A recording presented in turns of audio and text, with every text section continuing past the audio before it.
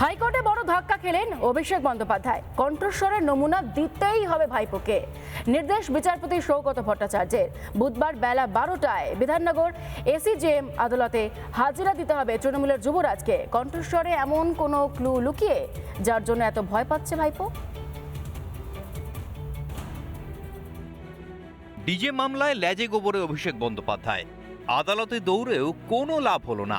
কণ্ঠস্বরের নমুনা দিতেই হবে ভাইপোকে। বিচারপতির সাফ নির্দেশ, 15 জুলাই বেলা 12টায় ম্যাজিস্ট্রেটের কাছে কণ্ঠস্বরের নমুনা দিতে হবে অভিষেককে।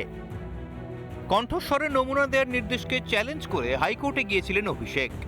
উল্টে উচ্চ আদালতের তীব্র ভৎসনার মুখে পড়ে মামলা প্রত্যাহার করতে বাধ্য হলেন ডায়মন্ড হারবারের সাংসদ। অভিষেকের আইনজীবীকে ভৎসনা করে বিচারপতি সৌগত ভট্টাচার্য বলেন, কখন কণ্ঠস্বরের নমুনা দেবেন? সবকিছুর একটা সীমা আছে।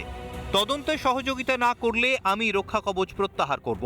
অভিষেকের আইনজীবীকে উদ্দেশ্য করে বিচারপতি আরও বলেন, বিচারক একটা নির্দেশ জারি করেছে, সেটা মানতে আপনি বাধ্য। আদালত থেকে রক্ষা কবচ পাওয়ার পর এটা তদন্তকে বিপথে চালিত করার একটা কৌশল। এই এজলাসে একটা মামলা চলছে, আবার অন্য এজলাসে মামলা করছেন, এটা কি ধরনের আচরণ? প্রশ্ন আদালতের।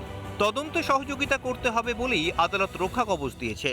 এরপরই অভিষেকের আইনজীবী জানান, আদালতের নির্দেশ মেনে 15 জুলাই বিধাননগর আদালতে কণ্ঠস্বরের নমুনা দিতে যাবেন অভিষেক।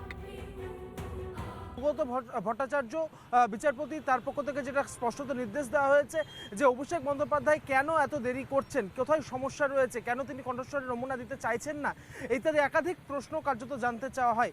এবং সেক্ষেত্রে দাঁড়িয়ে আগামী 15 জুলাই বেলা 12টার মধ্যে কিন্তু কণ্ঠস্বরের নমুনা দিতে হবে, অন্যথায় আগের যে নির্দেশ দেওয়া হয়েছিল আদালতের পক্ষ থেকে সেটাকে বাতিল করে দেওয়া হবে। ভোট প্রচারে বেরিয়ে ঠিক কি হুঁশিয়ারি দিয়েছিলেন ভাইপো? 4 তারিখ ডিজে তো বাজবেই, এমন জোরে বাজবে কান ঝালাপালা করে দেবো। তোমরা যে ভাষায় বোঝো বন্ধু, অভিষেক ব্যানার্জি সে ভাষায় জবাব দিতে জানে। আদালতের রায়কে স্বাগত জানিয়েছে শাসক দল।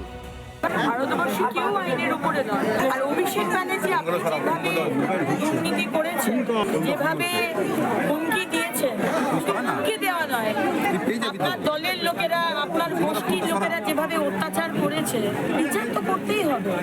চ্যালেঞ্জ করছেন কেন? কিসের ভয় পাচ্ছেন? এর আগে ঠিক এভাবেই চাকরি দুর্নীতি মামলায় কণ্ঠস্বরের নমুনা দিতে বেঁকে বসেছিলেন কালীঘাটের কাকু। চাকরি চুরির সেই মামলার তদন্তেও দরকার ভাইপোর কণ্ঠস্বরের নমুনা। একবার ভয়েস স্যাম্পেল পেলে সেই পুরনো মামলার তদন্তে প্রয়োগের কি ভয় পাচ্ছেন ভাইপো? না হলে এমন কোন রহস্য লুকিয়ে রয়েছে ভাইপোর কণ্ঠে? কণ্ঠস্বরের নমুনা দিতে কিসের এত ভয়? রিপাবলিক বাংলা। নানা ধরনের কন্টেন্ট দেখার জন্য লাইক করুন, শেয়ার করুন আমাদের ফেসবুক পেজ, সাবস্ক্রাইব করুন আমাদের ইউটিউব চ্যানেল। পাশাপাশি অন্যান্য ব্রেকিং নিউজের জন্য অবশ্যই চোখ রাখুন রিপাবলিক বাংলায়।